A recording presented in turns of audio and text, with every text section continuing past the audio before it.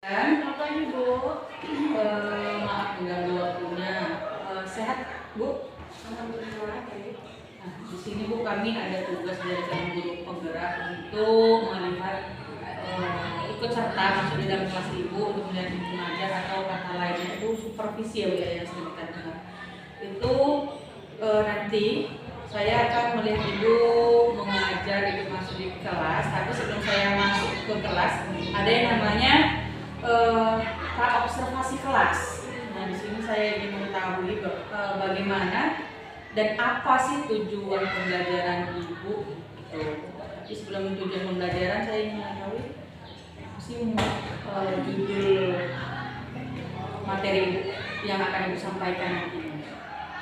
Materi yang mau disampaikan di kelas 10-2 terutama ya, nanti saya akan menyampaikan materi mengenai dimensi.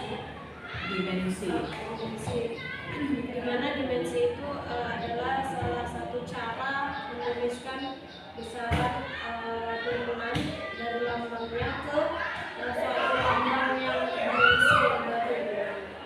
Sebelum ini judul bab baru atau Ini sebelumnya masih kelanjutan bab yang lama Bu. Kebetulan ini masih kelanjutan dari yang lama mengenai masih lanjutan ke besaran satuan dan dimensi. Berarti ini bukan pertemuan pertama untuk bab dimensi ya Bu ya? Bukan. Ini pertemuan pertamanya semalam mengenai besaran pokok dan besaran turunan, kemudian nanti ke besaran dimensi. Kira-kira ini kok apa tujuan pembelajaran pada subbab dimensi itu? Kalau pada tujuan pembelajaran pada pembelajaran dimensi, yang pastinya peserta didik itu akan mampu nanti menentukan dimensi dari suatu besaran turunan, beberapa besaran turunan ya. Tujuan itu tadi mampu menentukan besaran dimensi ya, menentukan dimensinya ya Bu ya? Menentukan dimensinya. Area pengembangan yang dicapai itu apa ya Bu kira-kira? Area pengembangannya. Jadi dari besaran-besaran turunan yang mereka tahu dari beberapa rumus nanti akan dijabarkan apa satuan dari rumus tersebut. Mereka paham, mereka menuliskan lambangnya, lambang dari satuannya, kemudian dari lambang mereka tahu apa dimensi, misalkan dari lambang vektor ya M, kemudian dimensinya L, dan kilogram dimensinya M, kemudian S dimensinya P. Seperti itu.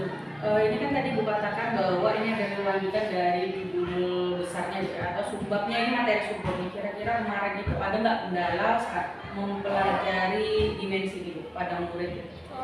Iya, kendala ada murid pasti ada ya Bu, terutama mereka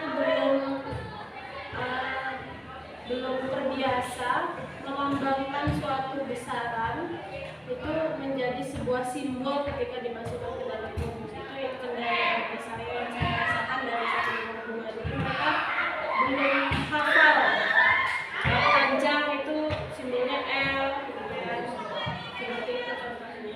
Jadi dari kendala Ibu tadi ini yang mereka belum terbiasa, belum hafal lah untuk dimensinya, kira-kira nih Bu, Ibu ada nggak cara supaya mereka tuh bisa cepat hafal? Ya caranya dengan cara membiasakan aja untuk menuliskan di buku pakai lambang gitu. Menuliskan di buku dengan lambang ya. Tapi menyebutkannya dengan besaran yang sesungguhnya gitu. Tapi menuliskannya dengan lambang. Kita biasakan setiap kali pertemuan pelajaran fisika gitu. Karena ini kan sebagai dasar untuk ke kelas 11 sampai kelas 12 gitu. Udah dipraktekin belum? Udah. Ya sedikit sudah mulai saya sampaikan dari sebelum materi dimensi ini kan semalam besaran turunan ya, sudah saya perkenalkan beberapa ini rumus dan lambang tersebut.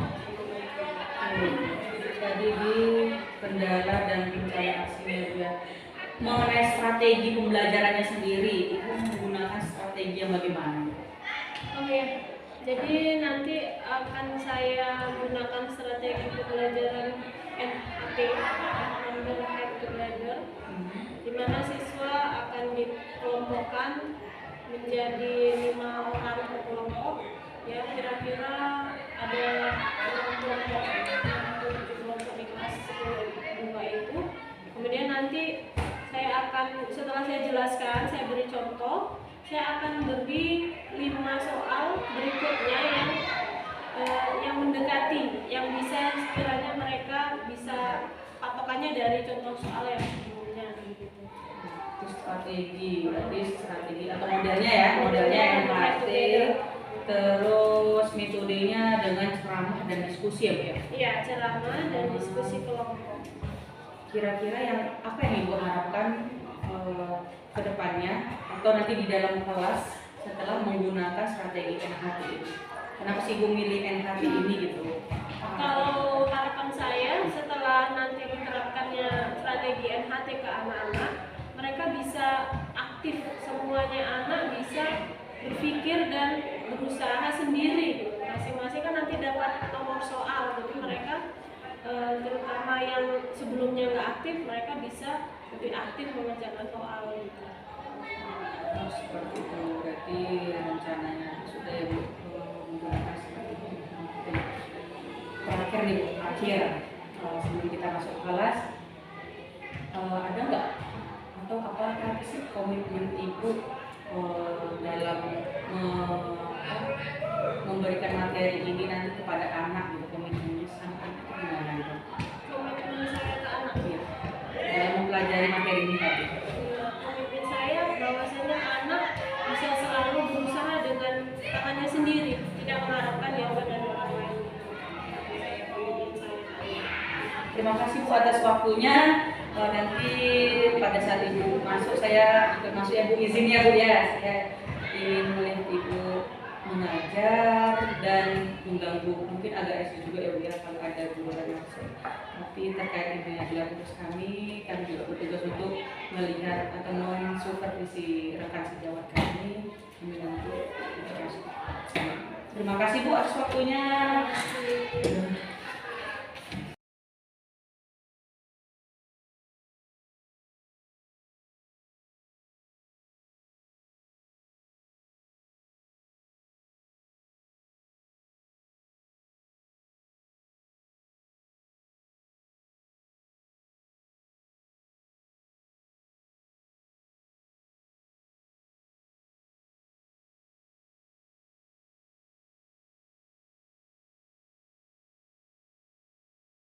Selamat pagi Bu Dian. Ibu, tadi kita sudah melakukan praobservasi, terus kita juga sudah melakukan observasi pembelajaran di kelas sekarang. Ini ada namanya pasca observasi, di mana kita mengevaluasi dari pembelajaran kita tadi. Nah, di sini saya akan ada beberapa pertanyaan yang ingin saya lontarkan sama Ibu. Yang pertama itu, bagaimana perasaan Ibu setelah selesai mengajar atau menyampaikan materi pada kelas 10-2 tadi? Perasaan saya setelah mengajar di kelas 10-2, yang pertama setelah mengajar ya saya cukup senang karena bisa menyampaikan materi dengan baik kepada anak-anak, kemudian anak-anak bisa mengerti juga dengan baik. Kira-kira apa yang sudah baik dan yang harus ditingkatkan setelah tadi menyampaikan materi di kelas 10-2 tadi? Yang sudah baik pada pembelajaran tadi di 10-2, menurut saya ya keaktifan siswa sudah baik, kemudian siswa mulai berani bertanya, kemudian berani juga maju ke depan, menjawab pertanyaan dengan benar.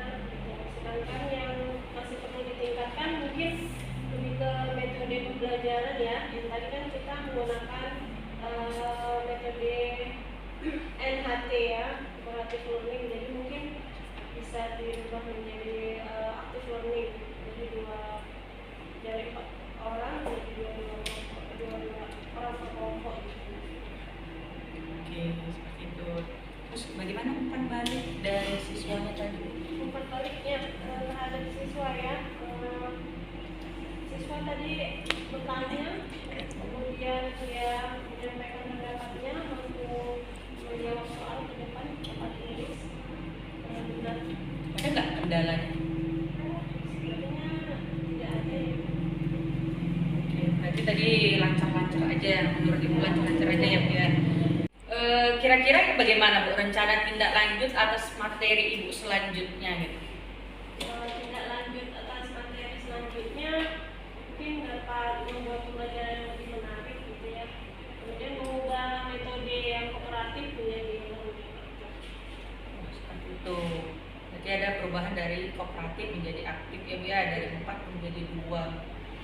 Terus ada nggak kira-kira aktivitas pengembangan yang Ibu rencanakan untuk pembelajaran berikutnya gitu? Ada aktivitas pengembangan untuk pembelajaran berikutnya mungkin bisa menggunakan diskusi kelompok ya, diskusi kelompok, kemudian kelompok mempresentasikannya ke depan masing-masing kelompok. Kemudian bisa juga kita membawa anak ke laboratorium untuk praktek. Oke, jadi ada perubahan ya Bu ya. Terus untuk pembelajaran berikutnya ini tujuan seperti apa yang Ibu harapkan, yang ingin Ibu capai? Tujuan yang saya harapkan agar anak-anak agar lebih aktif lagi. Yang tadinya kurang berminat pelajaran saya mungkin lebih berminat lagi. Yang mereka tadinya belum terbuka pikirannya untuk lebih kreatif, menunjuk tangan lebih ke depan, itu lebih muncul lagi dari anak-anak. Untuk ukuran keberhasilan sendiri Bu, kalau dibuat skala nih dari 1 sampai 10, ukuran keberhasilan di angka berapa yang ingin dicapai pada pembelajaran berikutnya nanti? Ukuran keberhasilan kalau dibuat skala 1 sampai 10 untuk pembelajaran berikutnya saya berharapnya bisa di angka 8,5 sampai 9 gitu. Dari angka 8 sampai 9.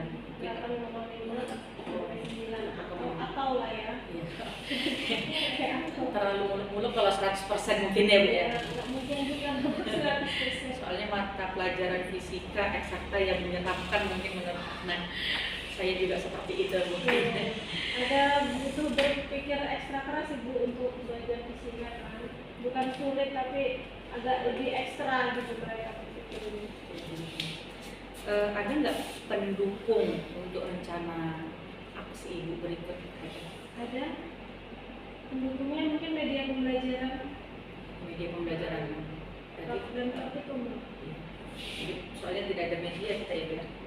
Untuk mencapai tujuan yang ingin Ibu capai tadi, itu kira-kira berapa lama yang Ibu butuhkan? Kira-kira 2 kali pertemuan.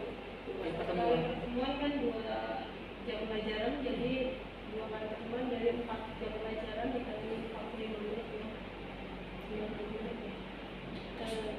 Terakhir nih Bu, sebelum kita tutup, untuk pembelajaran berikutnya komitmen apa yang komitmen Ibu?